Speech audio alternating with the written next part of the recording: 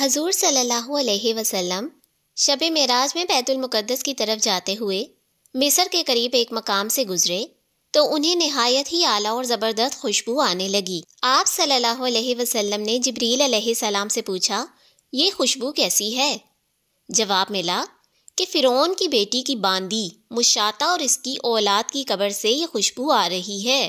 پھر حضرت جبرائیل علیہ السلام نے آپ صلی اللہ علیہ وسلم کو مشاطہ کا قصہ بیان کیا۔ مشاطہ فرعون کی بیٹی کی خادمہ تھی، لیکن وہ خفیہ طور پر اسلام لا چکی تھی، جبکہ فرعون خود خدا ہونے کا دعویٰ کرتا تھا۔ ایک دن مشاطہ فرعون کی بیٹی کے بالوں میں کنگھی کر رہی تھی کہ اچانک اس کے ہاتھ سے کنگھی گر گئی۔ جب وہ کنگھی اٹھانے لگی تو اس کی زبان سے بے ساختہ بسم اللہ نکل گیا۔ اس پر فرعون کی بیٹی یعنی کہ شہزادی نے کہا، تو نے یہ کیا عجیب سا کلمہ بولا ہے؟ رب تو میرے باپ فرعون ہے، تو پھر تو نے کس کا نام لیا ہے؟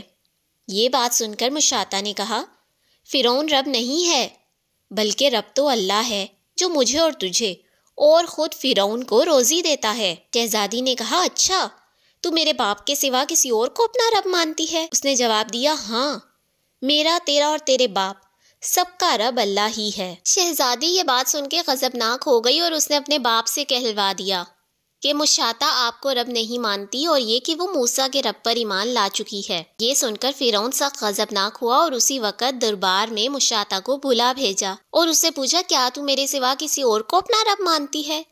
اس نے کہا، ہاں، میرا اور تیرا رب اللہ ہے جو بلندیوں اور بزرگی والا ہے۔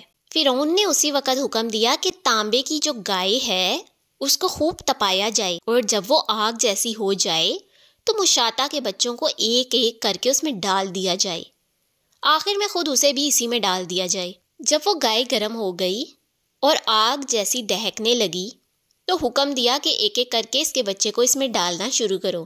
یہ بات دیکھ کے مشاطہ نے بادشاہ یعنی کہ فرعون سے کہا، اے بادشاہ، میری ایک درخواست منظور کر لو، وہ یہ کہ میری اور میرے بچے ہم سب کی ہڈیوں کو ایک ہی جگہ ڈال دینا۔ چل، تیرے بھی کچھ حقوق ہمارے ذمہ ہیں، اسی لیے تیری یہ التجا منظور کی جاتی ہے۔ اور پھر ایک ایک کر کے اس کی دونوں بچیاں اس کے سامنے اس گائے میں ڈال دی گئیں اور وہ تڑپ تڑپ کے جل کے مر گئیں۔ اور پھر سب سے چھوٹے بچے کی باری آئی جو ماں کی چھاتی سے لگا اس کا دودھ پی رہا تھا۔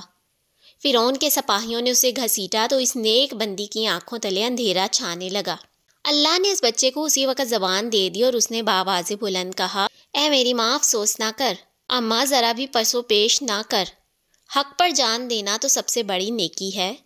چنانچہ مشاطہ کو صبر آ گیا اور پھر اس کے سب سے چھوٹے بچے کو بھی آگ میں ڈال دیا گیا اور آخر میں ان کی ماں کو بھی اسی آگ میں جلا کر مار دیا گیا۔